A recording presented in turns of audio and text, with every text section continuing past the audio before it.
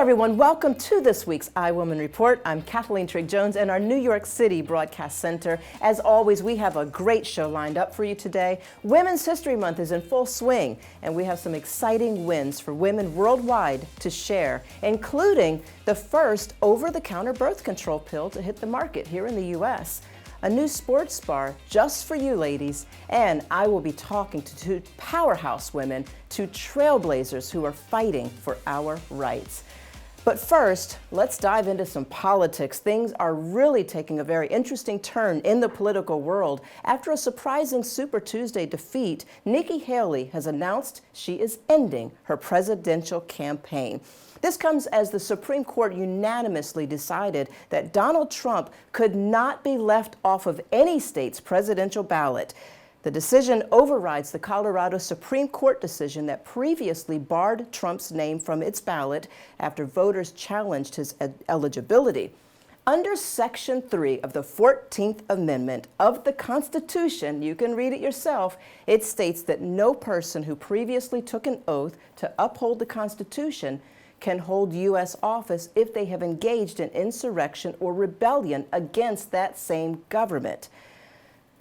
Donald Trump, of course, is adding the Supreme Court decision to his list of wins he has seen across the country amidst the primaries. It was a very important decision. We're very well crafted, and I think it will go a long way toward bringing our country together, which our country needs. Now, with Haley out of the race, who will be president?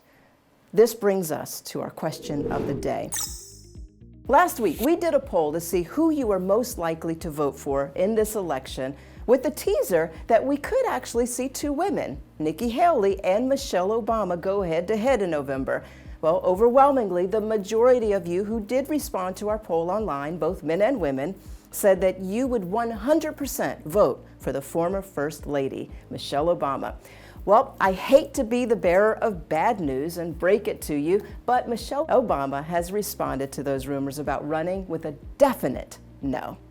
And that leaves President Biden and his likely contender, Donald Trump, to face off in November. So I am inviting you back to our official iWoman poll once again to tell us who you will vote for in the November election. Will it be President Biden or Donald Trump? Please make sure you go online at iWomanTV and fill out this poll. We want to hear from you. We want to know how things are shaping up in November and what we can do to maybe put a little pressure one way or another. All right, while America continues to be very divided when it comes to who will face off in the presidential election, women who are making a difference in our country have not stopped fighting for the causes that are most important to those of us in the community. Our first guest today, Gwen Carr, gained nationwide recognition after her son, Eric Garner, was tragically murdered by the police here in New York City in 2014. His death was just one in a long list of tragedies that led to the Black Lives Matter movement. Well, since Eric's death, Gwen has been a proponent of social change in more ways than one. She established the nonprofit ERIC, E-R-I-C, which stands for Eliminating Racism and Inequality Collectively, to provide support for families who have suffered like her own, as well as advocate for justice, community empowerment, and equality. Gwen, thank you so much for joining us today on the iWoman Report. It's been 10 years since your son's death here in New York City, and you have really been such an example of someone, a mother, who has turned a tragedy into triumph and really used this tragedy in your life to advocate and help so many other mothers and families that are suffering. What gives you that inspiration, in the midst of your own sorrow, to be able to move on and fight this way on a national platform? Well, I tell you, Kathleen, in the beginning, it was very hard to do this. But, when I thought about it and I prayed about it, and I decided to turn my mourning into a movement and to go forward and try to help other people so this tragedy could stop happening.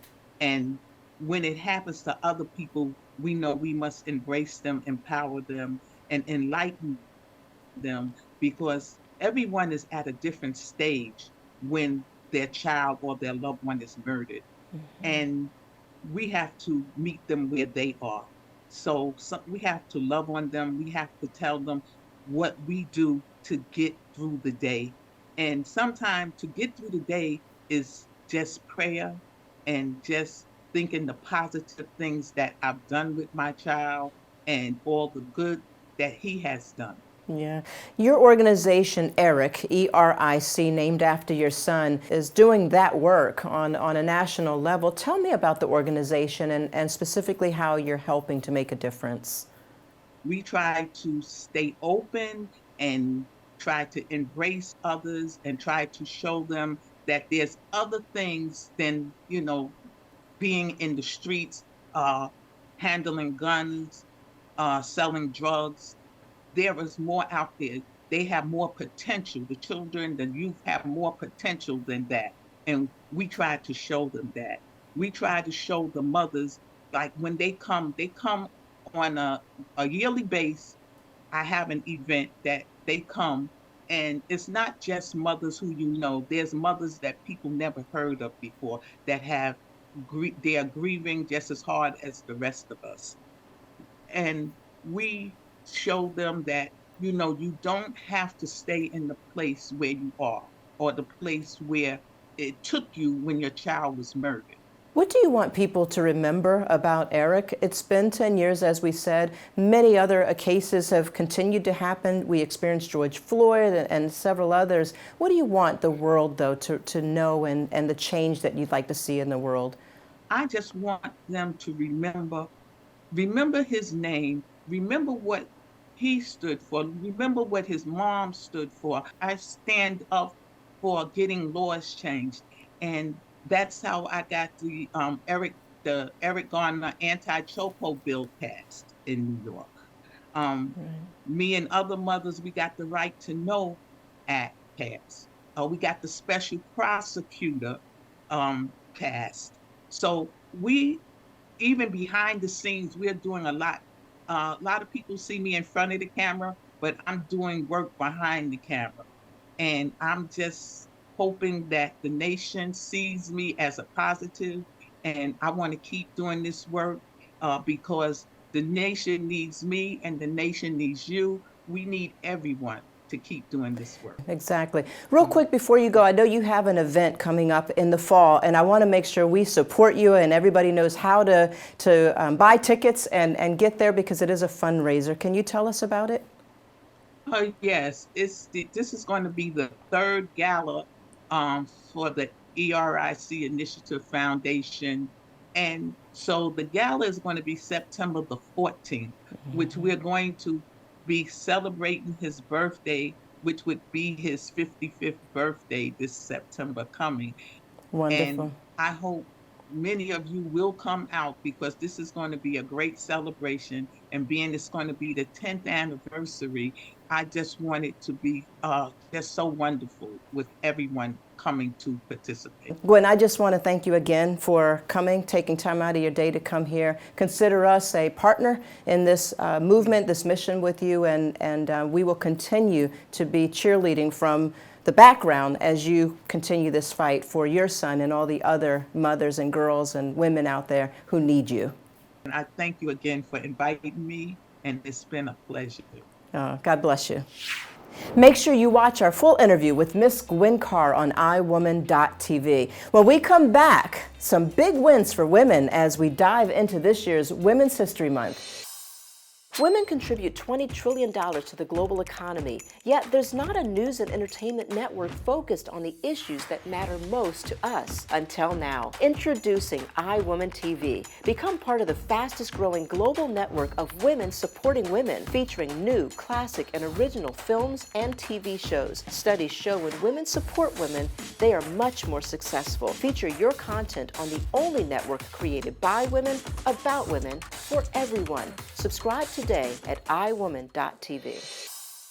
The first over-the-counter oral contraceptive has been approved in the United States. Opill will be available at major retailers and pharmacies in the upcoming weeks for $20 for a month supply. This makes birth control more accessible, providing access to women who are not able to obtain a prescription. particularly teenagers and people who don't regularly see a doctor.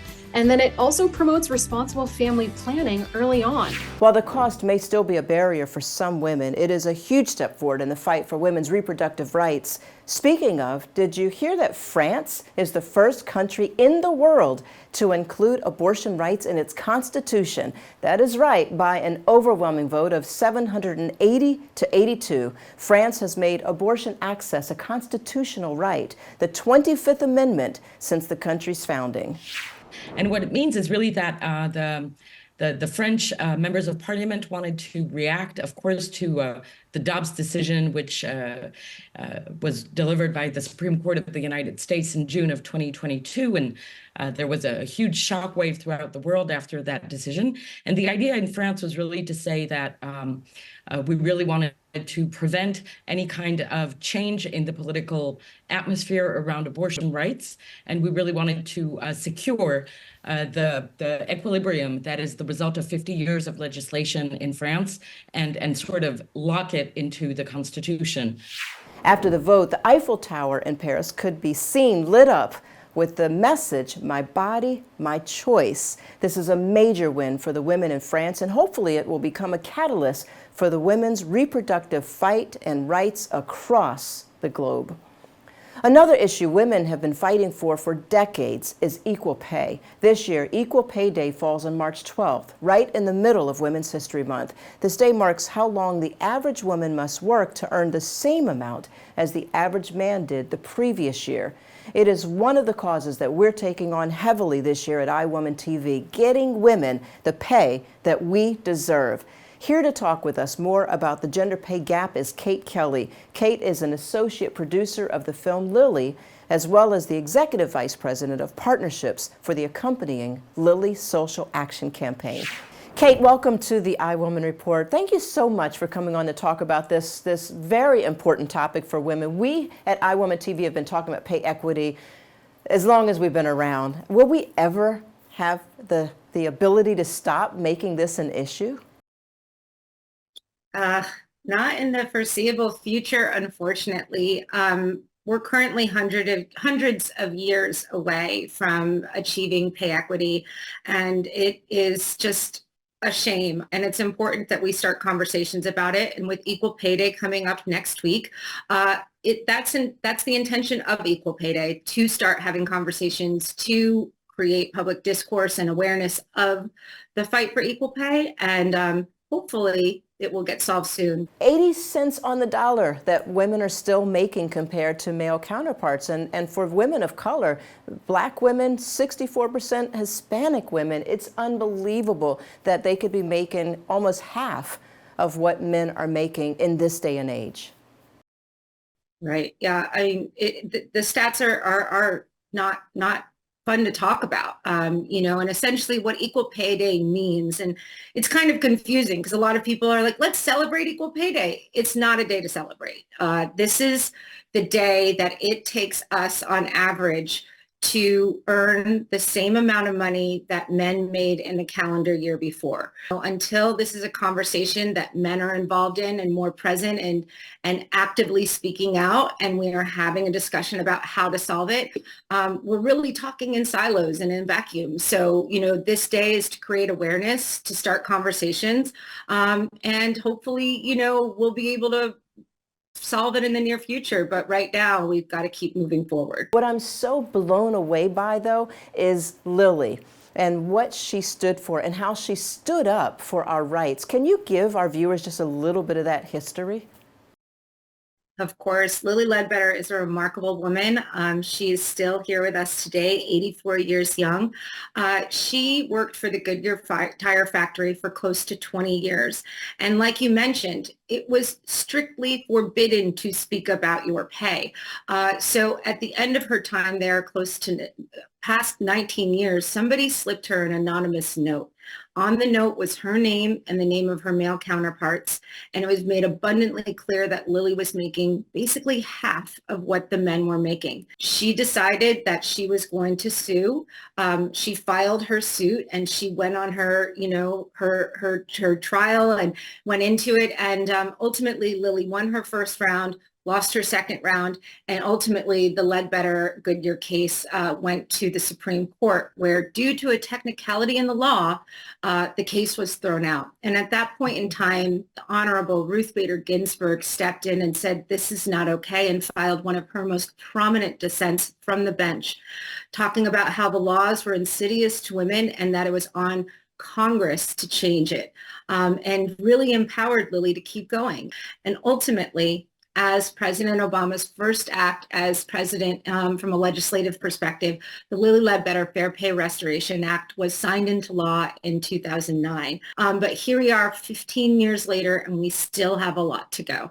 It takes men and women coming together really to fight for equality. And so for President Obama to make this his very first initiative in office, to sign into law this law so that the rest of us can have the right to be able to act if we find ourselves in a similar situation. And that's what it does, right? It locks in that ability for you to be able to file a claim against the unequal pay.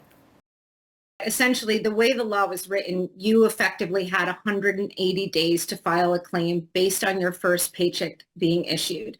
And essentially, if you didn't know you were being paid and you didn't file that grievance, you were out of luck.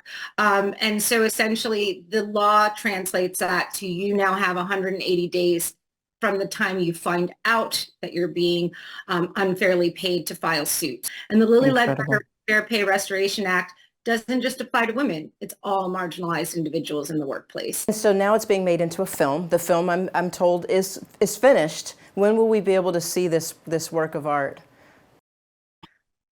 So the film is coming out soon. This film, Lilly, is what it's titled, starring Patricia Clarkson, written and directed by Rachel Feldman, and produced by an incredible group of amazing, tenacious women. But that said, it's been a long time getting to this point. Through COVID, through the strikes, we experienced constant roadblocks in getting this film to where we're at. But again, when you have determination and grit and a great team of women aligned, you can achieve magic. So right now we have entered into the film festival circuit, and we are waiting with bated breath to find out where we're going to premiere, but we should know that very soon. How can people get involved and help make a difference and keep this legacy going? Yeah, so, we know this film, like so many's, Erin Brockovich, Hidden Figures, is going to hit a cultural touch point. Film is one of the best vehicles for both storytelling, but also for building empathy and awareness. And so we understood on behalf of the film team that this film would start a cultural conversation about how women are treated in the workplace. And rather than having kind of we wanted to be proactive and to create a social impact campaign to galvanize for-profits, nonprofits, and individuals to come together and collectively say, enough.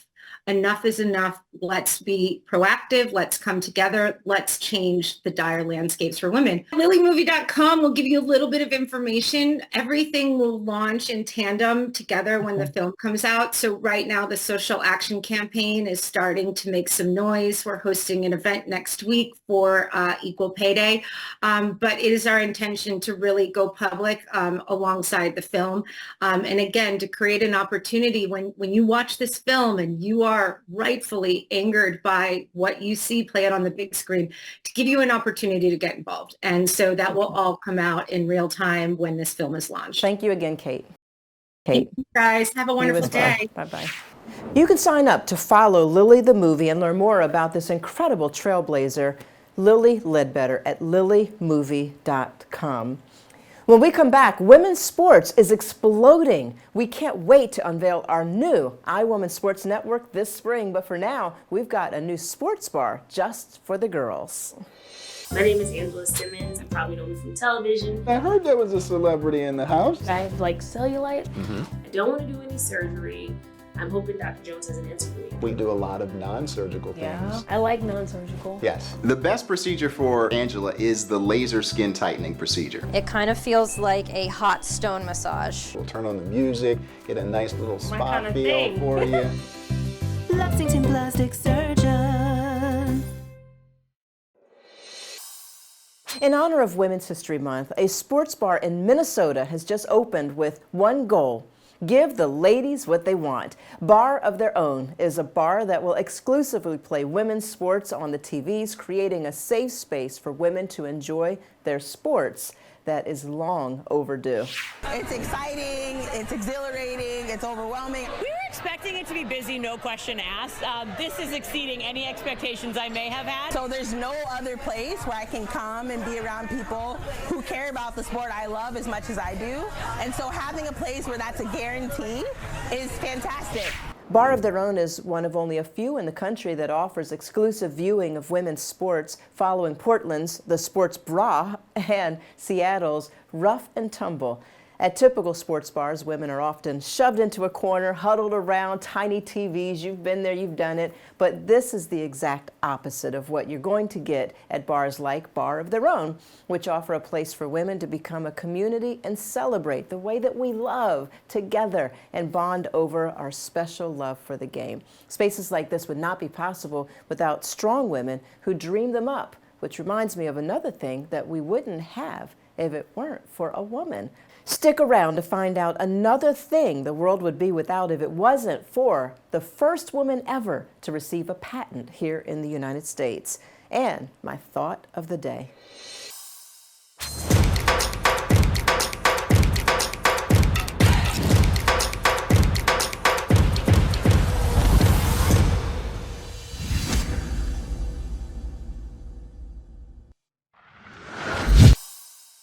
In this week's What We Wouldn't Have If It Weren't for a Woman segment, we are highlighting the first female to receive a U.S. patent. Every time you slip into a cotton outfit, you can thank Hannah Wilkinson Slater. This talented inventor and early women's rights activist is credited with turning cotton into sewing thread, a game changer for the sewing industry.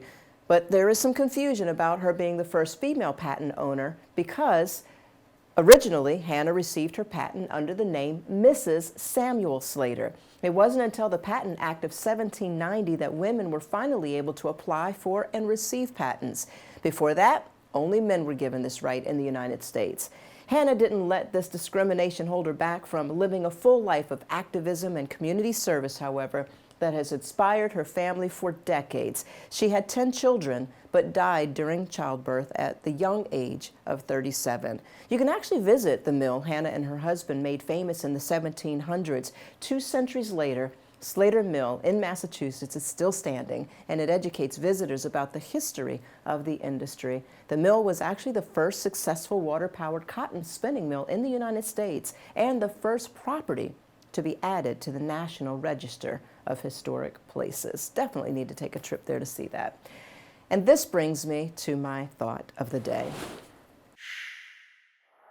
I don't know about you, but I am sick and tired of being sick and tired over what I see happening in our world today. Our world is at a crossroads. It's time for women everywhere to rise and lead the charge toward a future of justice, peace, and equality. While one half of the world is fighting for pay equity, fighting to end gender and racial discrimination and crimes against women and girls, another half of the world is turning a blind eye to the atrocities taking place both here in the United States and also on the other side of the world. The thousands of innocent lives being taken and thousands more, including women and children, who at this very moment are suffering. Many of them tortured, many of them raped, and many of them starving to death right now. Meanwhile, we're more preoccupied with the fight over allowing a man to make it onto a ballot for our nation's highest office who has lied, stolen, and threatened our democracy here in the United States than we are about coming together, putting our differences aside to stop the suffering of human beings who need us. It's time for us to put our differences aside. It's time for us to forget politics. I'm talking about women standing up for humanity. We're one half of the world. Our voice is not just a whisper in the dark, it's a roar that can shake mountains. And it's time to look beyond the confines of politics and personal gain to see that shared humanity that binds us. Amelia Earhart once said, "The most difficult thing is the decision to act. The rest is merely tenacity." Ladies, the time to act is now. That is going to do it for this week's iWoman Report. Until the next time, everyone, please stay healthy, stay happy, and stay safe.